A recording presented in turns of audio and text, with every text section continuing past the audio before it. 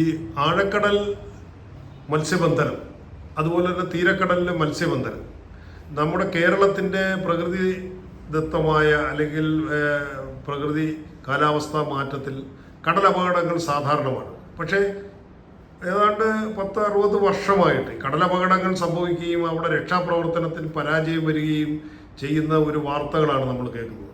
അപ്പോൾ ഈ മേഖലയിൽ അരനൂറ്റാണ്ടിൽ കൂടുതൽ പരിചയമുള്ള ശ്രീമാൻ ചാർലി ജോസഫ്, അദ്ദേഹം യന്ത്രവൽകൃത മത്സ്യബന്ധന മേഖലയിൽ തനതായ വ്യക്തിത്വം നേടിയെടുക്കുകയും സ്വന്തമായി ഇൻഡോ നോർവീജിയൻ പ്രോജക്റ്റുകൾ പ്രകാരം വന്ന ചെറിയ ബോട്ടുകളിൽ നിന്ന് അതിൻ്റെ ഓരോരോ വലിയ വലിയ പതിപ്പുകൾ ചെയ്ത് ഇപ്പോൾ ഇവിടെ നമ്മൾ ഈ കേരളത്തിൽ കാണുന്ന മോഡൽ ട്രോളിംഗ് ബോട്ടുകൾ 100 അടി 110 അടി വലിപ്പമുള്ള വലിയ ബോട്ടുകൾ, ആഴക്കടൽ മത്സ്യബന്ധനത്തിന് ഉപയോഗിക്കുന്ന ബോട്ടുകൾ സ്വന്തമായി ഡിസൈൻ ചെയ്യുകയും സ്വന്തമായി അദ്ദേഹത്തിന് യാർഡുണ്ട്.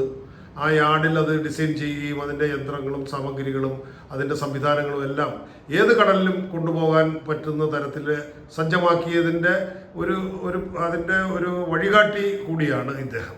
അപ്പോൾ ഇതിന് ഏറ്റവും വലിയ ഉദാഹരണം മുൻകാലങ്ങളിൽ മുതലപ്പുഴയിലെ പോലെ തന്നെ ഇവിടെ കടലപകടങ്ങൾ സർവ്വസാധാരണമായിരുന്നു മൺസൂൺ കാലത്ത്. പക്ഷേ ഇപ്പോൾ അങ്ങനെ ഒരു വാർത്തയേ ഇല്ല.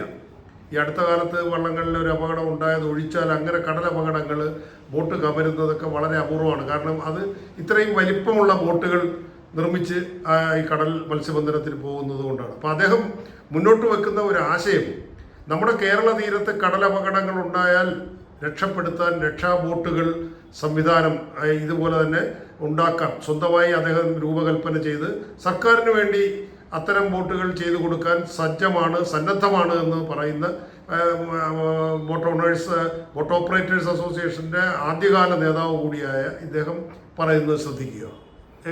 ഇപ്പോൾ രക്ഷാപ്രവർത്തനത്തിന് പറ്റിയ ബോട്ടുകൾ നിർമ്മിച്ചു നൽകാൻ കഴിയുമോ?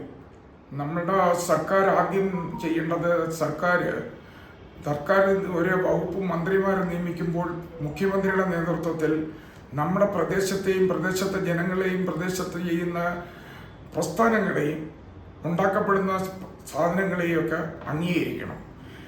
സർക്കാരിന് എന്തെങ്കിലും കാര്യങ്ങൾ ആവശ്യം വന്നാൽ ഈ രാജ്യത്തിൽ കിട്ടാത്ത വിദേശ രാജ്യങ്ങളിലെ ജപ്പാൻ്റെയോ അല്ലെങ്കിൽ ചൈനയുടെയോ റഷ്യയുടെയോ മറ്റു രാജ്യങ്ങളുടെയോ മോഡലിലുള്ളതായ രക്ഷാപ്രവർത്തന ഉപകരണങ്ങൾ പോയി വാങ്ങുക എന്നുള്ളതാണ് കാലങ്ങളായി നടന്നു വരുന്നത്. കടലിലെ ആവശ്യത്തിന് വേണ്ടി പല ഘട്ടങ്ങളിൽ പല മന്ത്രിമാരുടെ, അതായത് കൃഷ്ണകുമാർ എന്ന് പറയുന്ന കേന്ദ്രമന്ത്രിയുടെ കാലം മുതൽ നമുക്ക് അനുഭവമുള്ളതാണ്.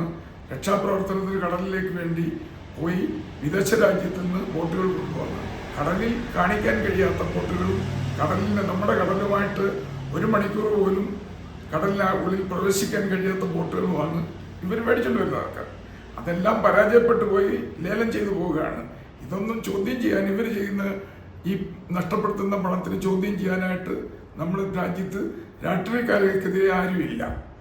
പക്ഷേ നമ്മുടെ രാജ്യത്ത് ഇപ്പോൾ കേരളത്തിലെ ഈ ലോകത്ത് വെച്ച് ഏറ്റവും നല്ല നിർമ്മാണ പ്രവർത്തനം നടത്തിയ യന്ത്രവൽകൃത ട്രോളിംഗ് ബോട്ടുകൾ ഏറ്റവും നല്ല രീതിയിൽ നിർമ്മിച്ച് ഏത് കാലാവസ്ഥയ്ക്കും ഏത് കടലിനും 40-50 കിലോമീറ്റർ വേഗത്തിൽ ഈ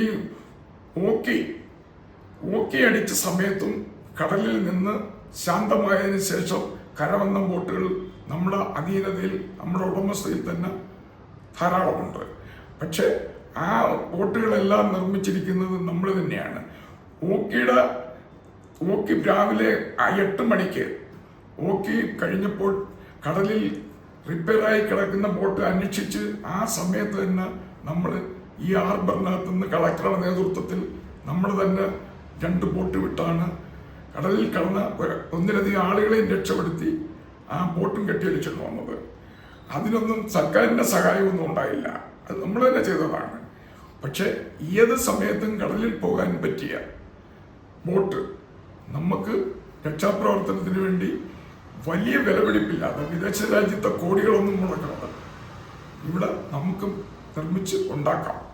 അതിന് സർക്കാർ തയ്യാറായി വിശ്വസ്തയോട് ഈ പറയുന്ന നമ്മളെയും കൂടെ ഒക്കെ കേട്ട് അതിനാ വേണ്ട അറിവും ഒക്കെ നൽകുന്നതിന് സർക്കാരിൻ്റെ അധീനതയിൽപ്പെട്ട ഉദ്യോഗസ്ഥരെ, പറഞ്ഞാൽ തിരിച്ചറിവുള്ള ഉദ്യോഗസ്ഥരെ, അവരെ കൂടെ ഉൾപ്പെടുത്തിയാൽ നമുക്കിവിടെ നിർമ്മിക്കാം. ഏത് സൈസ് ബോട്ട് വേണമെങ്കിലും നിർമ്മിക്കാം, ആംബുലൻസ് വേണമെങ്കിൽ അത് നിർമ്മിക്കാം, എന്ത് വേണമെങ്കിലും ചെയ്യാം.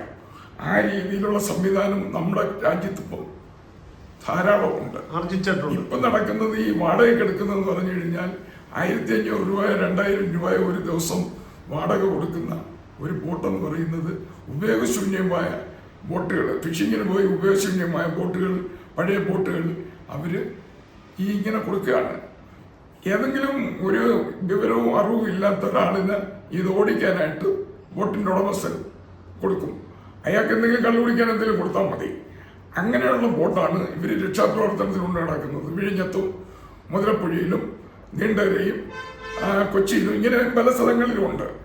അത് ചില ആളുകൾ ഇങ്ങനെ പഴയ ബോട്ട് വിലക്കെടുത്ത് അത് മെയിൻറ്റെയിൻ ചെയ്ത് ഇത് കൊടുക്കുന്നതാണ്. അല്ല, അപ്പൊ ഇത്രത്തോളം ബോട്ടുകൾ ചെലവ് തന്നെ മതിയല്ലോ ഒരു ബോട്ട്? മതിയാവും. ഇവർക്ക് ഇപ്പൊ ഈ പറയുന്ന രീതിയിൽ ഈ 4 ബോട്ട് 4 സ്ഥലത്തേക്ക് നിർമ്മിക്കണമെങ്കിൽ ഈ 1 വർഷത്തെ വാടകയും ഇതിന്റെ ഡീസലിന് വേണ്ടി കൊടുക്കുന്ന ചെലവും കാശ് മാത്രം മതിയാവും. അല്ലാതെ വേറൊന്നും അധികം വരത്തില്ല. ഇത് രാഷ്ട്രീയ താല്പര്യമായിരിക്കും. ഇത് രാഷ്ട്രീയ താല്പര്യമാണ് ഇപ്പൊ നടക്കുന്നത്. ഇത് മന്ത്രിയോ മറ്റുള്ളവർക്കോ ഇതൊന്നും അന്വേഷിച്ച് ഇത് പഠിക്കുന്നതിനോ എങ്ങനെയാണെന്ന് ചെയ്യുന്നതിനോ തയ്യാറല്ല.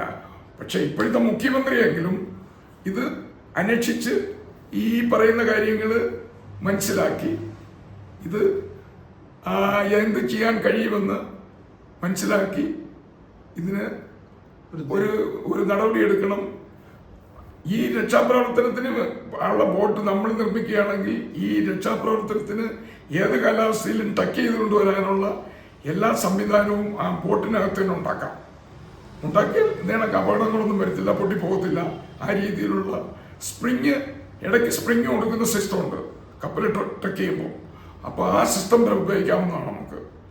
അപ്പം അതിന് ഇപ്പോഴത്തെ മുഖ്യമന്ത്രിയെങ്കിലും ഇതിന് തയ്യാറാകണമെന്ന് ആണ് നമ്മളുടെ അപേക്ഷയും അഭ്യർത്ഥനയും. അനുഭവ പരിജ്ഞാനം കൊണ്ടാണ് അദ്ദേഹം ഇത് പറയുന്നത്. ഇത്രയും വർഷത്തെ അനുഭവ പരിജ്ഞാനം കൊണ്ട് അദ്ദേഹം ഈ മേഖലയിൽ ഒരു നിർദ്ദേശം വെക്കുകയാണ്. അത് നടപ്പിലാക്കാനുള്ള എല്ലാ സംവിധാനങ്ങളും ആർജിച്ചിട്ടുള്ള വ്യക്തി എന്നുള്ള നിലയ്ക്ക് ഇത് പരിഗണിക്കാവുന്നതാണ്. ഇത് മന്ത്രിതലത്തിലും അല്ലെങ്കിൽ ഉദ്യോഗസ്ഥ തലത്തിലും ഈ നിർദ്ദേശം പരിഗണിക്കപ്പെടേണ്ടതാണ് എന്നത് വളരെ വളരെ സത്യം.